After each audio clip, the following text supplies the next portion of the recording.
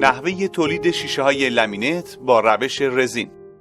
با توجه به مواردی که بررسی کردیم در این قسمت نحوه ساخت شیشه‌های لامینت با روش رزین لامینت که توسط صنایع کیان پشتیبانی میشه و همینطور نیاز به فضای زیاد و همچنین سرمایه اولیه نداره به شما آموزش داده میشه. در مرحله اول با توجه به نوع کاربرد و همچنین ابعاد نهایی سفارشی که از مشتری دریافت می‌کنیم، 2 یا چند لایه شیشه که قصد لامینت کردنش رو به هم داریم به درستی انتخاب می‌کنیم. مثلا بسته به کاربرد ممکنه ضخامت از 2 میلیمتر به بالا باشه و از لحاظ نوع شیشه ممکنه از شیشه خام برش خورده و یا شیشه سکولیت که از کارخانه دریافت می‌کنیم استفاده بشه. در مرحله دوم همونطور که ملاحظه می‌کنید باید بررسی دقیق قبل از تولید انجام بشه که 2 یا چند لایه شیشه کاملا روی هم قرار گرفته و فیکس بشن و از لحاظ گونیا و برش مشکلی نداشته باشن. مرحله سوم تمیزکاری و زدودن آلودگی‌های موجود روی شیشه هاست که هر کدوم از شیشه ها از 2 طرف باید کاملا تمیز بشن که در کار رزین مخصوص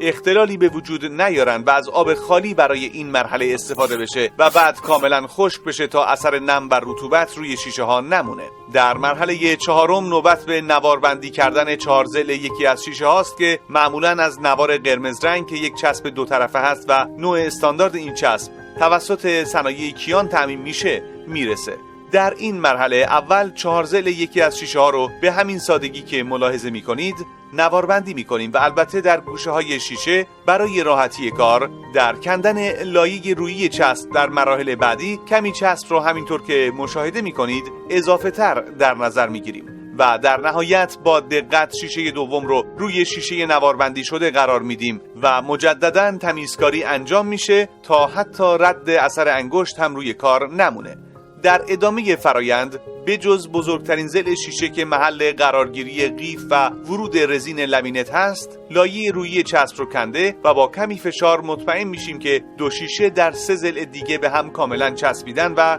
فیکس شدن. با آماده سازی انجام شده در مراحل قبل، در مرحله 5 میزان وزن رزین لازم برای ابعاد مورد نظر محاسبه میشه که برابر با 1 کیلوگرم رزین برای 1 متر مربع شیشه است. بنابراین طول و عرض ابعاد رو در نظر میگیریم، مساحت رو حساب میکنیم و با یک تناسب محاسبه میکنیم که چند گرم رزین میبایست استفاده کرد. قبل از اینکه مرحله ششم که مرحله تزریق رزین لامینت هست رو توضیح بدیم، یه نکته مهم رو در مورد میز کار استاندارد متذکر میشیم که باید سطحی صاف و ابعادی متناسب با سفارشات و همچنین قابلیت تغییر شیب رو داشته باشه که در مرحله تزریق رزین که به شیب 30 درجه احتیاج داریم مشکلی نداشته باشیم و به هیچ وجه نباید برای تغییر شیب و یا انجام فرایند تولید از خرک یا هر وسیله دیگه‌ای در زیر شیشه استفاده کنیم که ممکنه سبب عمل نکردن درست رزین در نقاط سطح اتکا و آسیب جدی به شیشه‌های با ضخامت و ابعاد بالا وارد کنه.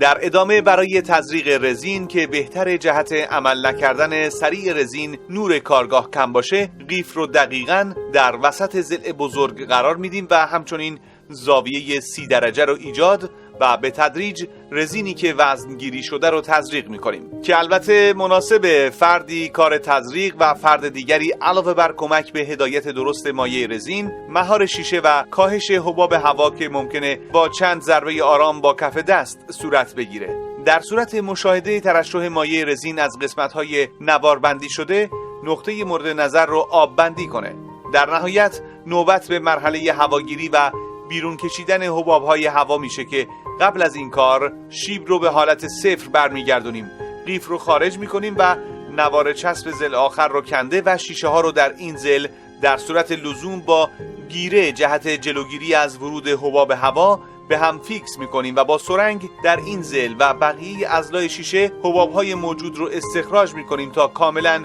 وکیوم بشه. در انتها شیشه لامینت شده رو بر روی یک پالت در برابر نور خورشید جهت انجام فرایند پخت قرار میدیم تا بعد از مدتی فرایند کار تکمیل بشه که البته باید دقت بشه پالت ما صاف و هموار باشه که شیشه موج بر نداره. خب تا اینجا با آموزشی که مشاهده کردید فرایند ساده تولید شیشه‌های لامینت با رزین لامینت رو آموزش دیدید و در قسمت بعدی برخی نکات مهم حائز اهمیت رو بهتون ارائه میدیم که کار تولید بدون نقص انجام بشه.